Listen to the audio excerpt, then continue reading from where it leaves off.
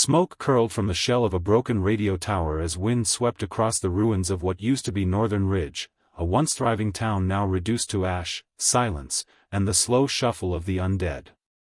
50 survivors stood atop the remains of City Sector 7, their faces hollowed by exhaustion, grief, and the bitter cold. But none of them spoke. They listened. Because for the first time in weeks, they had heard something. A signal. Static at first, then a garbled voice breaking through the noise. Weak, trembling, but unmistakably human. To anyone still listening, this is Haven's End. We're alive. We're fighting. You are not alone. It had played only once before fading into static, like a ghost whispering hope into the dead air. Elias Reed, a former military comms officer and reluctant leader of the group, lowered his makeshift receiver. His hands trembled, not from fear, but from the one thing that had become rare in this world, possibility. He turned to the others. That signal came from Sector 19, over 80 miles through red zones crawling with walkers, and likely worse. Raylani, the group's field medic, stepped forward. And we're supposed to just follow the voice of a stranger through hell? Elias met her gaze. We've been standing still too long. If there's even a chance someone else is out there, we have to try. Sitting here, waiting to die, that's not survival. That's surrender. A murmur rippled through the crowd. They had been in hiding for months, ever since the overrun of the Eastern Corridor. 50 of them, including engineers, teachers, construction workers, former soldiers, and even children. People who had lost families, homes, their pasts, everything except each other. And their will to fight. Hours later, as dusk settled, the survivors gathered in what remained of a high-rise underground level, now their central hub. Elias stood at a scavenged table with a crumpled map, lanterns flickering above him. Beside him were Amir, the group's mechanical genius, and Imani, a sniper with a scar stretching from ear to collarbone. We split into teams, Elias said. Each one will push through a different route. We rendezvous near the old flood tunnels 3 miles east of Sector 13. From there, we take the highway ruins to reach the signal. Imani raised a brow. You really think we'll survive long enough to reach those tunnels? Elias didn't blink. Not all of us will. But someone has to. Raylani leaned against the wall. What if the signal was a trap? Amir spoke for the first time. Then let's bring our own bait. He tapped a metal canister strapped to his side. Homemade pulse emitter. Attracts walkers within half a mile. Might be enough to clear a path, or buy time. Elias nodded. We leave at dawn. That night, no one truly slept. Instead, they checked gear, sharpened blades, wrote letters they might never deliver. In a corner of the bunker, Mira, just 16 but a skilled scout, sat with her younger brother Joel. She whispered stories to him about a world he barely remembered, blue skies, music, people smiling in the streets. Joel asked, "Are there people like us in Haven's End?" "I hope they're better than us," she whispered back. "I hope they never had to burn their homes or bury their friends."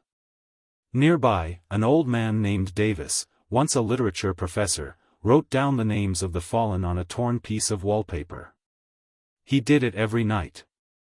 As long as someone remembered their names, they weren't truly gone. As the sun rose, so did the last 50. Armor pieced together from sports gear, scrap metal, and memory. Weapons salvaged from police stations, fire departments, and ruins. Hearts forged in loss. Elias stood at the head of the stairwell. "From this point on, we move like we're already ghosts," he said. "But we fight like we're the last fire left on this dead earth." He turned and led them into the light. What greeted them was a wasteland draped in silence, punctuated only by the distant groan of the Horde. Skyscrapers leaned like drunk giants, roads split open from age and fire. Shadows moved in windows. Every corner was a risk. Every alley a trap. By noon, the first blood was spilled. A scouting pair, Jordan and Malik, were taken by a roamer nest hiding in a collapsed tunnel. The survivors didn't stop to grieve. They pressed on. And as the day waned and the moon rose over the skeletal remains of the city, Elias looked skyward and muttered the words he had been afraid to speak aloud since the outbreak began. Please, let that signal be real. Because now, everything depended on it. The broken highway stretched before them like a scar across the wasteland. Cracked concrete. Burned out husks of vehicles. Blood dried into rust. This was red zone territory, where no one returned without a price, if they returned at all. 38 survivors remained now. The rest had already fallen during the first day of travel. Jordan and Malik were gone. Then Priya, devoured during a tunnel collapse. Elias didn't allow himself to grieve. Not yet. Not while others still depended on him. They moved in staggered groups. Amir, Mira, and Raoul took the lead, scouting ahead for traps or walkers. Raylani stayed in the middle ranks, tending to the wounded. Imani brought up the rear, eyes always scanning for movement in the shadows. The signal from Haven's End was still silent. But the direction remained true. Amir raised a fist, signaling the group to halt. He crouched near an overturned bus and waved Elias forward. Footprints, Amir whispered, pointing to the fresh dirt. Human. Elias knelt beside him. Survivors? Maybe. But they're not running. They're moving with purpose. Military formation. That made the air colder. Elias nodded. Stay sharp. We're not alone out here. By midday, they reached the remains of an outpost, a military checkpoint built during the early days of the outbreak. Barricades reinforced with welded car frames. Machine gun nests long abandoned. Bones still chained to fences. The kind of place built to keep people in, not out. They split into pairs to sweep the area. Mira and Raoul entered the command trailer. Check the lockers, she whispered. Raoul popped one open and paused. Mira? She turned, and stared. On the wall, written in blood, were the words. They lied. Haven's End is a death trap. A chill ran down her spine. Elias needs to see this. Back at the camp, Elias read the message 3 times. Raylani stood beside him. Could be a trick. Someone desperate. Or worse, someone protecting the truth. Or maybe it's a warning, Imani added. What if the signal was a trap all along? We knew the risks, Elias said. But this changes the mission. We need answers before we lead everyone into something worse than walkers. Amir offered a solution. The signal's tech, it's not improvised. It was military grade. If we can trace the echo bounce, we might triangulate the true origin. Elias nodded. Do it. Night fell fast in the red zone. The survivors camped in the ruins of a collapsed overpass. Fires burned low. Noise discipline was strict, no talking above a whisper, no metal clinking, no sudden light. Raoul took first watch with Mira. She perched on the edge, scanning the darkness with a pair of scavenged binoculars. You believe that message? He asked. I believe whoever wrote it died angry. She adjusted the focus. Doesn't mean they were right. Down below, Elias sat with a weathered notepad. On one side, a list of the fallen. On the other, 38 names circled. Still breathing. Still fighting. He glanced up. Movement. Not walkers. Too fast. He grabbed his rifle. Contact, he whispered harshly. The camp exploded into silent readiness. Shadows danced beyond the firelight. The smell of sweat and gunpowder filled the air. Then the figures stepped into the open. 5 of them. Human. Armed. One raised his hands slowly. Don't shoot. We're not infected. Raylani stepped forward. You from Haven's End? The man nodded. Used to be. Elias lowered his weapon. Talk. Fast. The man's name was Quinn. His group had escaped Haven's End 3 weeks ago. What you heard, he said, was real. But it's not a sanctuary. It's a fortress, and it's run by monsters. The survivors leaned in closer. People go in, and if they're strong, they're put to work, Quinn continued. If they're weak, they disappear. Haven's End doesn't help people. It uses them. Raylani folded her arms. You're saying the signal's bait? Quinn nodded. And it works. You followed it, didn't you? Elias stared at the fire. They had come all this way, lost a dozen good people, chasing the idea of hope. And now, it felt like that hope had fangs. Later that night, Elias called a private meeting. Imani, Amir, Raylani, Mira, and Quinn sat in a tight circle. We can't turn back, Elias said quietly. But we don't walk into that fortress blind. Quinn nodded. There's another way in. A maintenance tunnel, used for trash disposal. Unmarked. Quiet. Elias looked at the map. We'll use it. But only with a small strike team. 5 of us. The rest stay here until we're sure what we're walking into. Amir cracked his knuckles. So what's the mission now? Elias's voice was like iron. We find out if Haven's End is a lie, or our last chance. The air inside the tunnel was suffocating, thick with rot, sewage, and the iron sting of decay. Elias ducked under a low pipe, his flashlight flickering across moss-covered walls and exposed wiring. Behind him, Imani, Amir, Raylani, and Quinn followed, their weapons raised, nerves high. They had left the remaining 33 survivors hidden in an abandoned underground garage 5 miles out, with Mira in charge. The orders were clear: stay silent, stay sharp, stay alive. Now, the 5 moved silently through the narrow, stinking underworld leading to Haven's End. Amir checked a handheld motion scanner. No movement. For now. Smell's getting worse, Raylani muttered, covering her face. I swear something's rotting nearby. Quinn turned, his voice low. That's because something is. We're in the waste chute beneath Haven's End. They dump everything down here, trash, corpses, infected.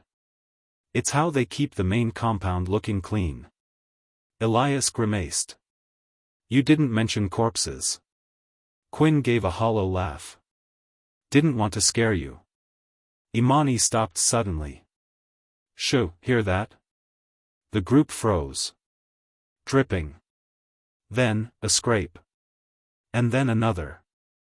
From the shadows ahead, a sound like wet claws dragging against metal echoed down the tunnel. Raylani raised her weapon. That's not a walker. Amir's scanner lit up. 5 red dots. Fast moving. Run! Elias shouted. They sprinted through the tunnel as mutated shrieks tore through the dark. Not normal zombies, these moved on all 4s, crawling like spiders, eyes glowing faintly in the dark. Biomods, Quinn panted. Experiments gone wrong. Haven's End was trying to make smarter, faster variants. You could have told us this earlier. Imani shouted, firing behind her. The team ducked into a rusted maintenance hatch and slammed the door shut just as the first mutant slammed into it, shrieking like a tortured animal. Inside, silence returned, briefly. Elias wiped blood from his cheek. We've seen a lot, but never that. Amir breathed heavily. That's not survival. That's madness. They moved upward now, climbing ancient rungs to a secondary access hatch. Quinn motioned them to stop. Beyond this door is the maintenance level. Security's light here. We can move unseen, if we're lucky. Raylani scoffed. Luck hasn't really been on our side. The hatch creaked open. The corridor beyond was dimly lit, sterile, and almost too quiet. As the group moved through it, they passed locked doors, storage units, and signs of something darker. Cells. Behind one, a woman huddled in a corner, bruised and barely conscious. Her eyes met Raylani's for a second before the woman weakly shook her head. Don't. Trap. Raylani froze. Elias. He pressed his hand to the cell bars. Who are you? The woman coughed blood. They take us, test, inject. A footstep echoed behind them. They turned. Two armed guards stood at the corridor's far end, their rifles raised. One opened his mouth to shout. Imani was faster. She dropped the first with a silenced shot. The second ducked behind a wall and radioed in backup. Elias swore. We're out of time. Amir, cut that lock. Amir ripped open a panel and rewired the door's power feed, sparks flying. The cell door groaned open. Raylani rushed to the woman and helped her up. We're getting you out. The woman's eyes filled with tears. You won't make it. No one ever does. Alarms began to blare. The team moved quickly, pushing through the facility's lower halls. Now the truth was undeniable, labs filled with vials of infected blood, computers analyzing brain scans of turned humans, walls filled with medical logs that read like horror novels. Subject 14 resisted turning for 6 hours. New record. Subject 27 retained speech for 7 minutes post-mortem. Imani shook her head. They weren't trying to cure the virus. They were trying to control it. Elias stared at a screen showing a map of multiple zones across the country. Each marked with, test phase active. This isn't just about survival. Haven's End is part of something bigger. A whole network. Amir grabbed a data drive. Let's expose them. Quinn motioned them forward. This way. Exit tunnel. As the team neared the escape hatch, voices approached from the upper levels. Shouts. Boots stomping. Reinforcements were coming. Amir handed the drive to Elias. Get this to Mira. The truth can't die here. Not without all of us, Elias said. But as they pried open the exit hatch, the wounded woman stopped. She looked at Raylani. I won't make it. But you still can. And with that, she slammed a security door shut behind them, trapping herself on the inside. Gunfire erupted a moment later. They ran. Outside, the tunnel spat them out into a burned-out field beyond Haven's End's walls. They collapsed behind a ridge, gasping, bruised, but alive. Elias looked back toward the fortress. And for the first time since the outbreak began, his anger burned hotter than his fear. They call that place Haven's End, he said bitterly. But it's not the end. Not yet. Raylani nodded. Now we have proof. And a war to fight. The group stumbled into the half-collapsed garage where the rest of the survivors waited. Elias looked like he'd aged 10 years in one night, his clothes torn, face stained with ash and dried blood. Behind him, Imani and Raylani carried the wounded Quinn, his leg mangled from their escape through the exit tunnel. Mira ran to them. What happened? Elias didn't speak at first. He pulled the data drive from inside his jacket and held it out like it was on fire. They're not saving anyone in there. They're creating monsters. The group fell silent. Imani stepped forward, her voice steady. We found human testing labs. Captives in cages. Failed experiments crawling in the tunnels. Haven's End is a lab wrapped in barbed wire and hope. Mira swallowed. And that signal? Raylani shook her head. It's bait. They lure survivors in, then pick the ones they can use. The rest. The silence said enough. That night, under a broken sky and the cold breath of the wasteland wind, the remaining 33 survivors huddled around a dim fire. Quinn lay on a tarp nearby, wincing as Raylani treated his wound. Elias paced, the data drive clutched tightly in his fist. If we can find a way to broadcast this, he said, we can warn others. End the lie. Make sure no one else walks into that trap. Amir nodded. We'll need a clean tower. Something with enough range to punch through the static. And we'll need to move fast, Haven's End will be hunting us now. Mira stepped up. I know where we can go. There's an old weather station in the North Hills. It's dead quiet now, but the tower was used for emergency signals back when the military still had control. Distance? Elias asked. 2 days, she replied. If we don't get caught. They packed up before dawn. The journey north was brutal. The landscape was burnt and wild, the kind of place where silence felt louder than noise. Charred trees jutted from the earth like skeletal fingers. Every few miles, they passed abandoned homesteads, some ransacked, others untouched but deathly quiet. On the second night, they made camp beneath an overturned railcar, using scrap and tarps to keep warm. Amir took first watch, while Imani sharpened a broken machete beside the fire. Raylani sat with Elias, studying a torn map. We've lost too much, she whispered. Do you think this will change anything? Elias didn't answer right away. I don't know, he admitted. But if we die without trying, then we become just another number. Another forgotten group who couldn't hold the line. She looked at him. And if we succeed? He stared into the fire. Then maybe someone else gets to live. By morning, the hills were in sight, but so were the drones. Buzzing, sharp-winged machines, Haven's End's eyes in the sky. They spotted one first, circling wide. Then another. Within minutes, 3 of them swept across the hillside, scanning with red beams. Scatter!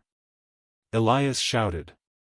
The group split into smaller squads, darting between dead trees and rocky outcrops. Mira dove behind a boulder with 2 teens, Jazz and Omar, clutching rifles too big for their arms. They're tracking heat, Mira warned.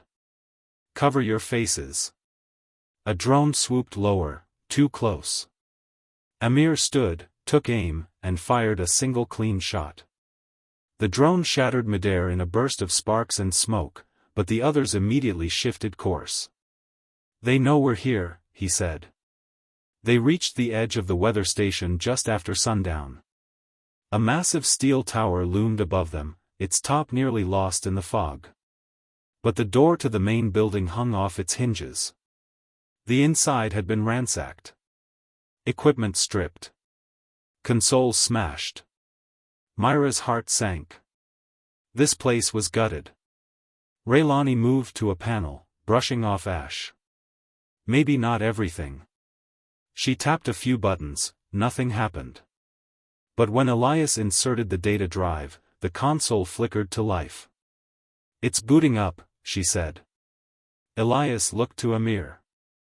Secure the perimeter. We'll need time. Imani stood by the door, machete in hand. You'll have it. As the survivors formed a circle of defense outside, inside the station, Raylani worked furiously. The signal encoder buzzed, ancient software loading line by line. We can't send video, she said. But we can send voice and data. Enough to expose what's happening inside Haven's End. Elias leaned close to the mic. He spoke clearly, evenly. This is a message to all survivors. If you're hearing this, turn back from Haven's End. It is not salvation. It is a trap. They are experimenting on the infected. On the living. We have proof. We are the last 50. But we are not giving up. We are not going quietly. And neither should you. Raylani hit send. The tower lit up for the first time in years, casting light into the dark sky. Outside, the others watched the beam pulse outward, across the wasteland, across the red zone. A message sent not in fear, but in fury. End of Part 4. The broadcast echoed into the night like a siren song of rebellion. From the tower's blinking light, a signal surged outward, cutting through static, bypassing corrupted relay points, and reaching battered radios in distant camps. Somewhere, someone was listening. But Haven's End was listening too. Elias and the others barely had time to power down the terminal before the response came, swift and merciless. The first explosion hit just before dawn. It wasn't close, but the ground shook beneath them. A flare shot into the sky. They found us, Mira breathed. Amir scanned the horizon. Recon squad incoming. 4 vehicles. Maybe more. Elias clenched his fists. They didn't waste time. The survivors had hoped for one more day, just enough time to plan their next move. Instead, they had minutes. Imani tightened the strap on her shoulder holster. We don't run anymore. Raylani nodded. This place isn't just a station now. It's a symbol. They're coming to silence it. Elias looked at each of them, eyes burning. Then let's make it too loud to ignore. The weather station was turned into a fortress overnight. They set traps across the lower hill, rusty rebar spikes, salvaged mines from a downed convoy, and barbed wire twisted into makeshift walls. Inside the tower, Raylani and Mira converted the old radio chamber into a fallback point. They armed the teens with hunting rifles and trained them where to aim. You only shoot if they breach the perimeter, Mira warned Jazz, otherwise, you wait. Jazz looked at his hands, trembling. What if they're not infected? What if they're just people? They're not just people, Raylani said quietly. They're the ones who chose to experiment on the dying. On us. The boy swallowed hard, and nodded. By the time the enemy appeared at the edge of the hill, the survivors were ready. Black armored vehicles rolled forward under the cover of dusk. Their insignias marked them as Haven's End soldiers, but their eyes held no mercy, only orders. Stand down and surrender the transmitter, a voice barked from a megaphone. You have 20 seconds. Imani raised her rifle, finger on the trigger. We've heard that voice before. It's Colonel Raddick. Elias stared through binoculars. He's the one who ran the Eastern Test Zone. The one who signed the patient logs. Amir cocked his rifle. Then we send him a message he won't forget. The first shot came from Raylani.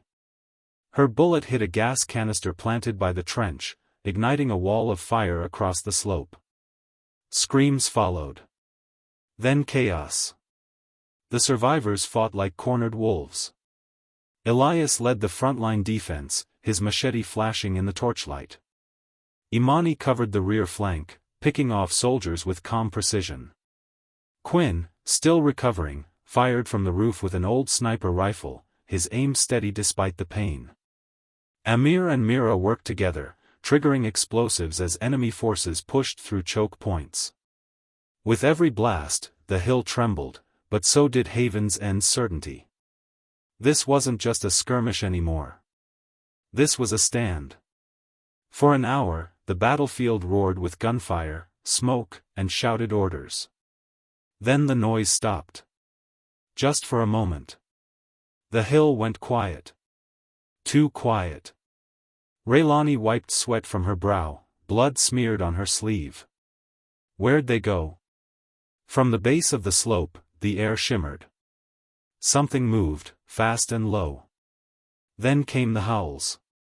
3 mutated infected, slender, spined, and wearing tracking collars, leapt from the shadows. They weren't just zombies. They were controlled. Biomods. Imani yelled. One of the creatures lunged at Amir, slamming him into the dirt. Mira shot it point blank in the skull, but not before its claws tore across Amir's side. Another tackled Elias, sending him into the mud. He wrestled with it, barely keeping its fangs from his throat. Raylani charged in, firing twice into its spine, then driving a blade through its skull. It dropped like a rag doll. Panting, Elias looked at the collar. They're sending modified infected now. They're using the virus as a weapon, Mira said. Against us. Despite the ambush, the line held. When the sun finally crept over the hills, smoke rose from the battlefield. Dozens of Haven's End soldiers lay dead. Their vehicles were scorched ruins. The biomods had been destroyed. But the price had been steep. Amir was down, unconscious, his wound deep. 3 others, Jazz, Omar, and an older man named Felix, hadn't made it. Mira knelt beside the fallen. 17 dead. We're down to 30. Raylani's voice cracked. Half of us, gone. Elias stood silently, staring out across the field. But then he looked to the tower, still standing. The signal light still pulsed. We didn't fall, he said. Not yet. That night, while the others rested, Elias and Imani sat atop the station, watching the stars. No one should have to fight like this, Imani whispered. But they do, Elias replied. Because the world stopped caring. We didn't. They sat in silence for a long time before Elias finally added, we'll bury the ones we lost. Then we move. There's more to this war than one signal. Imani nodded. And we'll make sure their deaths meant something. 3 days had passed since the stand at the weather station. The fires had burned out. The bodies had been buried. The signal still pulsed, faint, constant, and defiant. But the survivors couldn't stay. The enemy knew where they were now. We've got to move, Elias said, gathering the remaining 30 survivors. Haven's End isn't just going to send soldiers anymore. They'll send something worse. We've bought time, but now we use it. Mira stepped forward, clutching the scavenged map. There's an old military bunker to the west, codenamed Black Hollow. It was abandoned before the virus spread, but it might still have weapons, or comms tech. If we can find another transmitter, we can repeat the signal across multiple towers. Imani nodded. Then we don't just warn people, we organize them. Raylani crossed her arms. It's a risk. The hollow could be overrun. It's our only shot, Elias said. Let's move. Their journey west was a test of endurance and spirit. The wastelands weren't empty. Shattered highways teemed with infected. Wild packs of the undead, mutated by time and exposure, roamed with savage coordination. They avoided the open roads, sticking to the shadows, crawling through ravines and broken sewer paths. At night, they lit no fires. The silence was both a shield and a torment. On the 3rd night, Quinn spotted movement ahead. Campfire, he whispered. Could be survivors. Or bait. Elias crept forward with Mira and Raylani. What they found wasn't a trap, it was a gathering. Nearly a dozen survivors, camped in a crater beneath a burnt-out radio tower. They were malnourished, ragged, and armed with tools barely worthy of the name. But their eyes held something that couldn't be mistaken. They were tired, but not broken. A woman stood as Elias approached, her face scarred but proud. You sent the signal? He hesitated. You heard it? All of us did, she said. And others. There are whispers now, about fighters, not runners. About resistance. About hope. Mira stepped forward. We're heading west, to Black Hollow. You're welcome to join us. The woman nodded slowly. We've been alone a long time. We're ready to stop surviving and start fighting. Their numbers grew to 43. Not soldiers. Not trained. But willing. The group moved like a caravan of ghosts across the wasteland, dodging infected and ambushes from roving scavenger bands who cared more about food than loyalty. They lost 2 to a collapsed bridge. Another was taken by a silent, stalking crawler, the kind of zombie that hunted by touch. Still, they pressed on. Finally, they reached the outskirts of Black Hollow. What remained of the base jutted from the earth like a buried tomb. Concrete walls scorched by time. A rusted gate hung open, creaking in the wind. This place gives me a bad feeling, Imani muttered, scanning the horizon. Too quiet. Raylani frowned. We go in smart. No heroics. Inside, the base was a maze of collapsed tunnels and dead hallways. Dust coated every surface. The air reeked of mold, fuel, and something far more foul, like rot that never dried. Mira led the way, flashlight cutting through the dark. Comm center should be on the lower level. We find it, we wire the next signal. But something moved in the dark. And they weren't alone. In the lowest level, behind a collapsed barracks, they found the truth. Black Hollow hadn't been abandoned. It had been sealed.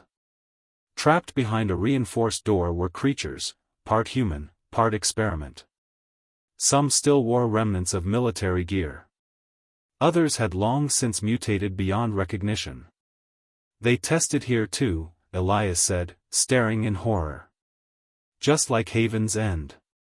One of the creatures lunged at the reinforced glass, its face a mess of scars and metal implants. They didn't just study the virus here, Mira whispered. They weaponized it. Then the lights flickered. Power surged. And the door began to open. Back! Imani yelled. They retreated to the main chamber as alarms screamed across the facility. Red lights painted the walls like blood. We can't outrun them in the tunnels, Raylani shouted. We don't have to, Elias said, grabbing a remote panel from the wall. We can collapse this level. Seal it, like they did before. Mira stared at him. You'll be trapped down there. Maybe not, he said, a thin smile on his face. But I'm not letting these things reach the surface. He ran. The others scrambled to the exit, dragging injured behind them.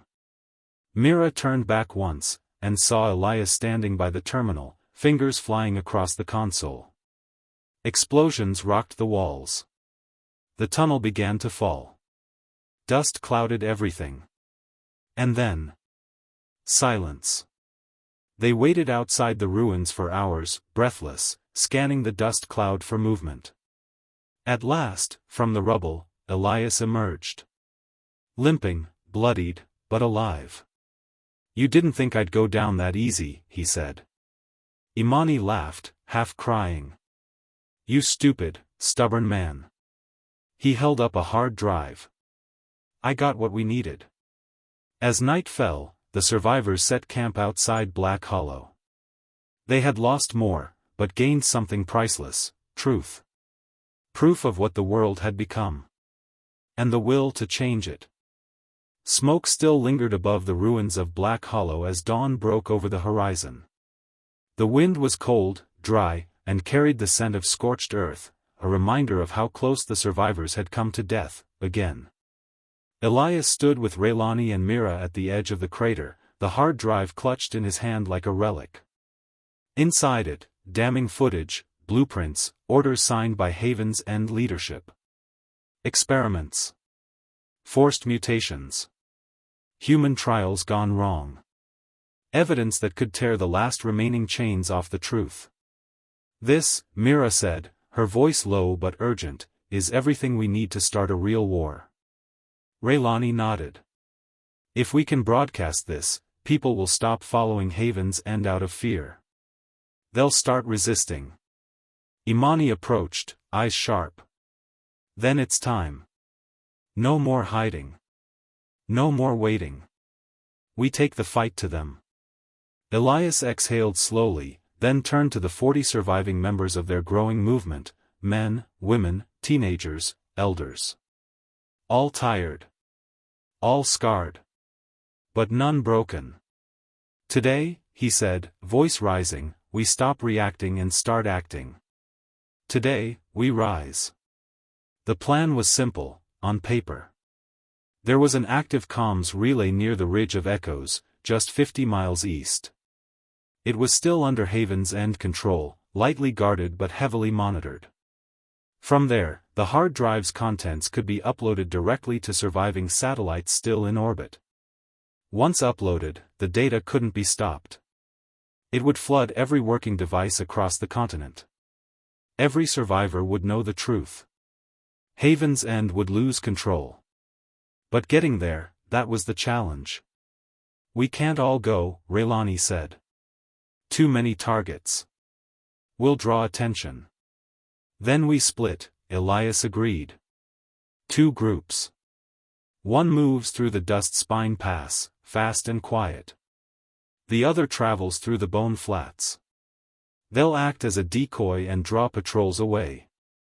I'll lead the decoy team, Imani volunteered. Let them chase me. Just make sure you reach that tower. Elias placed a hand on her shoulder. We'll see you on the other side. The next day, they moved. Imani's team, 18 strong, set off across the Bone Flats. They carried scrap metal tied to carts, mimicking equipment weight. Their fires were left deliberately visible. Their movements noisy. It worked. Within hours, drones buzzed overhead. Haven's End patrols began tailing them from the north. By the third night, Imani's group was in a full retreat, but on their own terms. Traps, mines, and ambush points slowed the enemy down. It wasn't just survival anymore, it was a game of tactics. And the survivors were learning to play it well. Meanwhile, Elias's group moved under cover of darkness. 22 in total. The Ridge of Echoes loomed ahead, a jagged canyon filled with sharp winds and broken memories. Quinn, still recovering from the earlier fight, guided them through a path he remembered from before the outbreak. There, he said, pointing to a cracked cliffside. Behind that ledge, there's a crawl tunnel. Lead straight to the relay building. The path was dangerous, but safer than open ground. By the time they reached the relay tower, night had fallen, and the storm clouds rolled in. Perfect cover.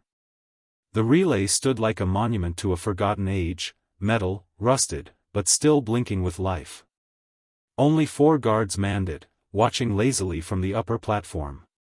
Too easy, Mira whispered. Or a trap, Elias muttered. They approached low, moving with precision. Raylani took out the first guard with a silenced shot. Quinn and Mira handled the rest. No alarms. No shots fired. Within minutes, the tower was theirs. Inside, Elias plugged in the hard drive. The screens flickered to life, flashing system commands and satellite links. He uploaded everything: videos, voice recordings, orders, names, locations. Then he activated the override command. Broadcast to all unlocked devices. Begin streaming. The footage began playing on every frequency that still worked. Across the ruins of cities, underground bunkers, scattered settlements, survivors looked up and saw the truth. Haven's End's lies. The experiments. The betrayals. The truth. In a desert camp, Imani paused as a broken radio hissed to life. The broadcast was playing. She smiled. He did it. Others around her began cheering, fists raised. All across Dead Earth, similar reactions exploded: tears, rage, determination. Resistance was no longer a whisper. It was a roar. Back at the tower, Elias stepped onto the upper deck, looking out over the dark land. He could see fires flickering in the distance, torches, headlights, flash bombs. More survivors were lighting up the darkness. But the celebration was short. Raylani burst onto the deck. "We have a problem. A big one." She handed him a scout's binoculars. Elias looked, and his blood went cold. In the far distance, approaching fast, was a convoy. Dozens of vehicles. Armored transports. And behind them, something massive. A creature, too large to be human. Covered in metal plating. Engineered. A weapon. "They're coming," Mira said quietly. "With everything."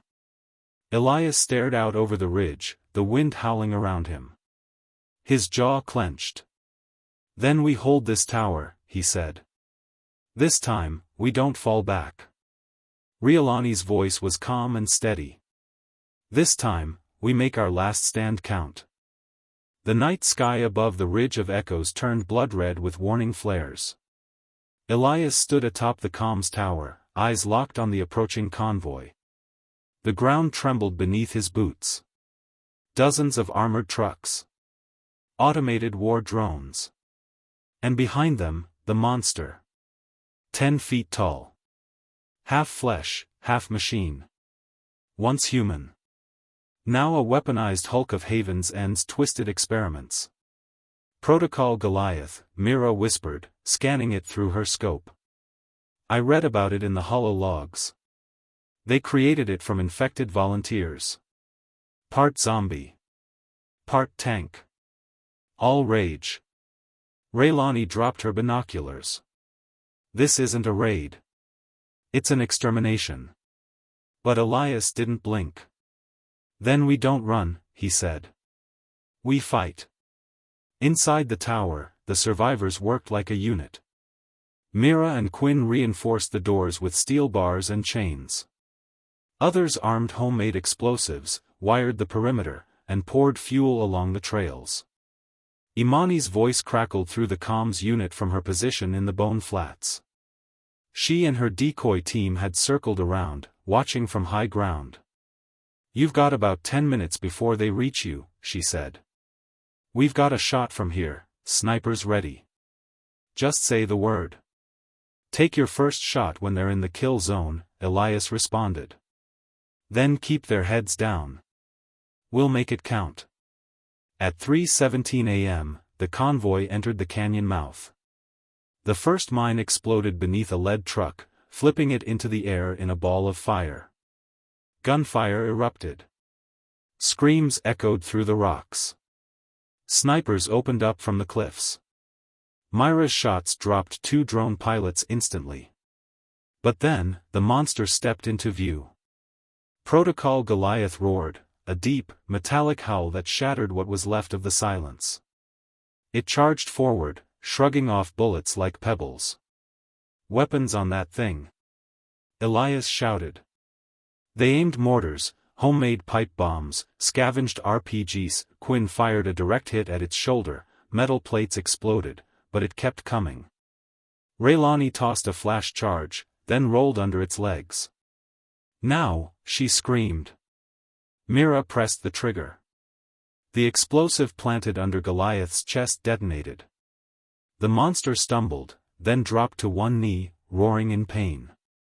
"It's bleeding," Quinn shouted. "Then we can kill it," Elias growled. "All of you, now." The next 30 minutes were chaos. Gunfire. Screams. Smoke. The survivors fought not like soldiers, but like wolves backed into a corner. Every hallway in the comms tower became a kill box. Every window an opportunity. Every rooftop a trap. They lost 5 when a drone detonated its payload near the west wing. Mira's leg was grazed by shrapnel, but she kept shooting. Raylani was thrown from the top floor during a blast but survived, barely. Elias led the final charge when Protocol Goliath breached the tower entrance. Face to face with the beast, he raised his last explosive and charged. "For everyone you turned into monsters," he whispered. The blast was deafening. Silence fell. Dust covered the land like a funeral shroud. Mira coughed, crawling from the rubble. Her vision blurred, but slowly focused. The monster lay still, its chest cavity blown open. Nearby, Elias lay motionless. "Elias," she cried, dragging herself to his side. He groaned, bloodied, but alive.